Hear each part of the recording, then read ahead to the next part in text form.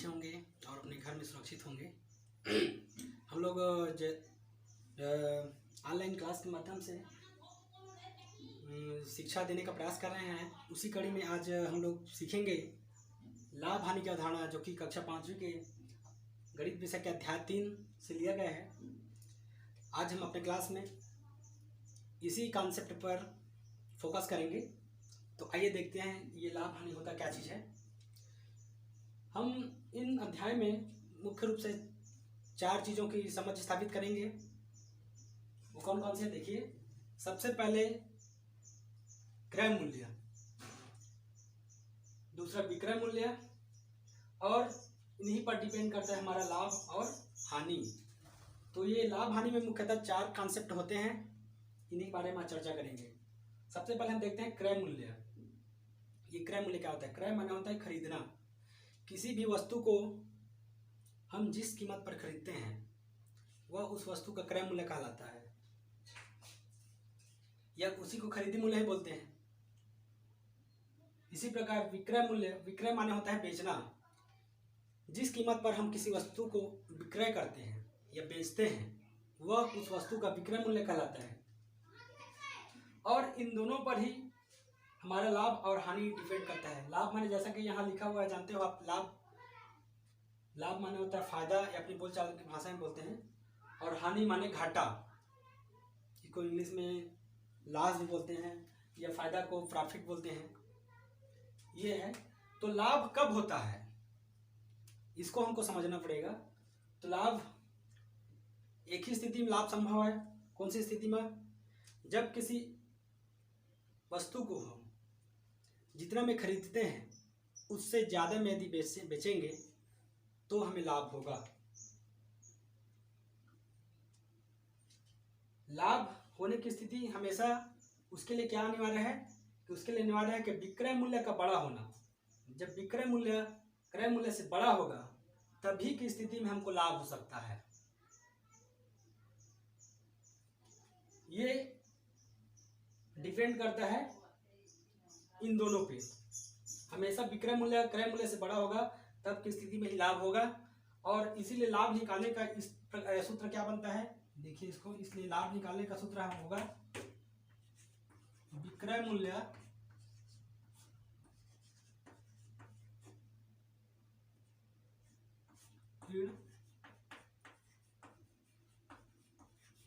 क्रय मूल्य। सीधी सी बात है, विक्रय मूल्य बड़ा होगा, बड़े में हम क्रय मूल्य को घटाएंगे तो हमको कितना लाभ हुआ वो हमको पता चल जाएगा। वैसे तो हम किसी प्रश्न को देखते ही हम अनुमान लगा सकते हैं कि वहाँ लाभ होगा कि हानि हो सकता है। लाभ एक ही स्थिति में हो सकता है, जब विक्रय मूल्य क्रय मूल्य से बड़ा होगा तो जाहिर सी बात है वहाँ लाभ ही होगा। तो ये समझ में आ रहा है। अब उसके बाद हम देखते हैं हानि। हानि भी एक स्थिति, ऐसी स्थिति है कि हमेशा लाभ ही नहीं, कभी कभी हानि भी होता है। तो हानि किन स्थिति में होता है उनको हम समझने का प्रयास करेंगे।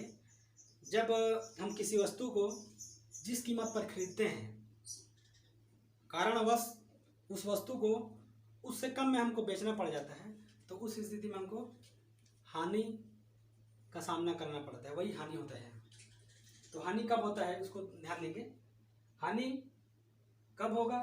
जब हमेशा क्रय मूल्य, जो हमारे खरीदी मूल्य है, वो विक्रय मूल्य से बड़ा होगा। क्रय मूल्य बड़ा होगा, विक्रय मूल्य छोटा होगा।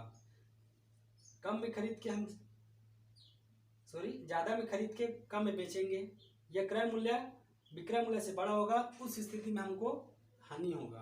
हानि माने घाटा होगा। तो इसलिए हानि कितना, अब कितना हानि हुआ ये कैसे ज्ञात करेंगे? तो उसके लिए फार्मूला बनेगा, यही से फार्मूला बनेगा। हानि ज्ञात करने के लिए क्या हो जाएगा, ये क्रय मूल्य में हम विक्रय मूल्य को घटा देंगे।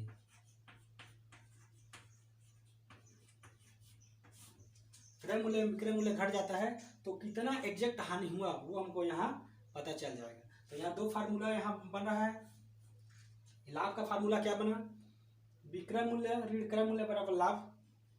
जब विक्रय मूल्य बड़ा होगा, क्रय मूल्य छोटा होगा, तो हमें लाभ होगा। और कितना लाभ होगा उसको इस सूत्र द्वारा हम ज्ञात करेंगे।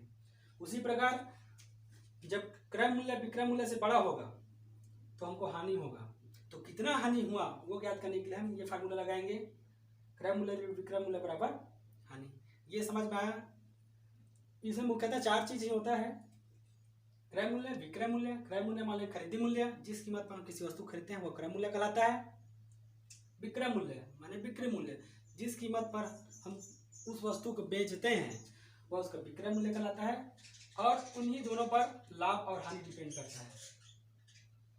लाभ क्रय मूल्य से हम अधिक में बिक्री करते हैं तो विक्रय मूल्य और क्रय मूल्य का जो अंतर होगा वह लाभ कहलाएगा। इसी प्रकार यदि हम क्रय मूल्य से कम में किसी वस्तु को बेचते हैं तो क्रय मूल्य और विक्रय मूल्य का अंतर राशि जो है वो हानि कहलाएगा। ये स्पष्ट हो गया। अब हम इसके कुछ एग्जाम्पल लेते हैं, कुछ उदाहरण के माध्यम से इस प्रश्न को, इस कॉन्सेप्ट को समझने की कोशिश करते हैं। जैसे मान के चलो एक प्रश्न लेते हैं,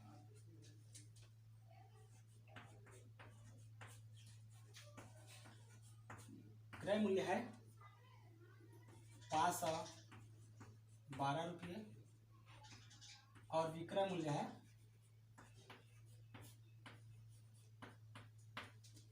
विक्रय मूल्य है 580 रुपये।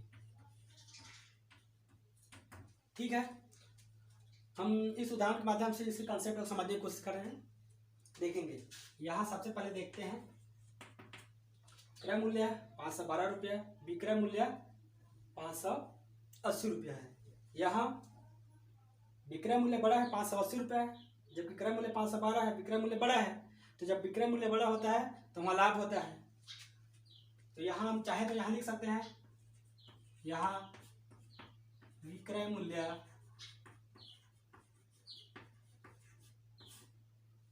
क्रय मूल्य से बड़ा है अतः लाभ होगा। ठीक है, अब लाभ होगा लेकिन कितना लाभ होगा ये कैसे पता चलेगा हमको? उसके लिए हमको लाभ का सूत्र लगाना पड़ेगा। तो लाभ का सूत्र क्या है यहाँ पर देखते हैं। लाभ बराबर होता है विक्रय मूल्य ऋण विक्रय मूल्य ऋण क्रय मूल्य। ठीक है, अब यहाँ पर लगा देते हैं विक्रय मूल्य। हमको पता है विक्रय मूल्य क्या है 580 रुपया। ये 580 रुपये माइनस क्रय मूल्य कितना है 512 रुपया है। इस दोनों को माइनस कर देते हैं। बच्चों को ऐसा घटाने में दिक्कत होता है तो उसको वर्टिकल हॉरिजॉन्टल घटाने में दिक्कत होता है तो वर्टिकल लिख सकते हैं उसको। 580 ऋण 512, यहाँ घटाते हैं, 0 में 2 नहीं घटेगा, हासिल लेंगे, 10 हो जाएगा, 10 में 2 गया, ये 8 हुआ। अब 8 में ये हासिल यहाँ जुड़ेगा, 1 और 1 2, तो 8 में 2 गया, 6 हो जाएगा, 5 में 5 गया 0। इस तरह हमको 68 रुपये ये जो मिला ये क्या है, ये है, यही लाभ है। अतः हमको 68 रुपये का यहाँ पर लाभ हुआ। ये कितना लाभ हुआ हमको यहाँ पता चल गया इस सूत्र के माध्यम से। इसी प्रकार यहाँ एक और एग्जांपल लेते हैं।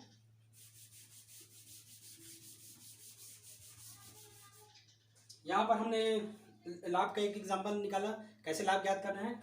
और दूसरे एग्जांपल में देखते हैं हम यदि दूसरा सिचुएशन आ गया, कहीं पर विक्रय मूल्य छोटा होगा क्रय मूल्य बड़ा होगा, तो वहां पर कैसे हल करेंगे इसको देखो। एक एग्जांपल है, क्रय मूल्य है 645 रुपया और विक्रय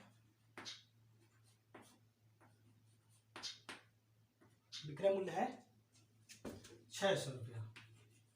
ठीक है, इसको हल करके देखते हैं। यह हम सबसे पहले देखते हैं कि क्रय मूल्य 645 रुपया है और विक्रय मूल्य 600 रुपया है। जाहिर सी बात है क्रय मूल्य बड़ा है विक्रय मूल्य छोटा है। हमने पहले क्या डिस्कस किया था, जहाँ क्रय मूल्य बड़ा होगा विक्रय मूल्य छोटा होगा वहाँ हानि होता है, निश्चित है। यहाँ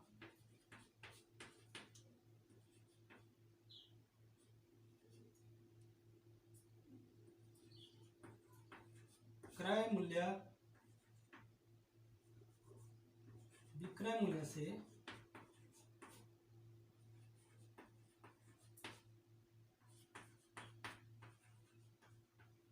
बड़ा है, अतः हानि होगा। स्पष्ट है, जब भी विक्रय मूल्य से बड़ा होता है वहां पर हमको हानि होता है। तो कितना हानि हुआ ये ज्ञात करने के लिए क्या करेंगे हम, हानि का सूत्र लगा देंगे। हानि बराबर होता है, बताया था मैं पहले, क्रय मूल्य विक्रय मूल्य, यहाँ क्रय मूल्य में विक्रय मूल्य को विक्रय मूल्य में घटाएंगे, पता चल जाएगा कितना अंतर आता है। क्रय मूल्य देखो, क्रय मूल्य कितना है, 645 रुपया है। विक्रय मूल्य कितना है, 600 रुपया। 645 में 600 घटाते हैं। ऐसा यदि हॉरिजॉन्टल घटाने में दिक्कत हो तो वर्टिकल का सहारा ले सकते हैं। 600 रुपया ये विक्रय मूल्य है, ये क्रय मूल्य है और ये विक्रय मूल्य है। इसको घटा देते हैं, 5 में 0 गया 5, 4 में 0 गया 4 और 6 में 6 गया 0। इस तरह से हमको कितना रुपये मिलता है, ये जो 45 रुपये है ये क्या है, यही हानि है। इस तरह से बच्चों हम लाभ और हानि आसानी से किसी भी इबारती प्रश्नों का ज्ञात कर सकते हैं, या इसके माध्यम से अपने दैनिक जीवन के जो लेन देन करते हैं, खरीदारी करते हैं, उनमें लाभ और हानि की समझ स्थापित करके कितना लाभ हुआ कितना हानि हुआ ये ज्ञात कर सकते हैं। और इस वीडियो में बस इतना ही। इसके नेक्स्ट वीडियो में हम क्रय मूल्य और विक्रय मूल्य निकालने का तरीका उस पर चर्चा करेंगे।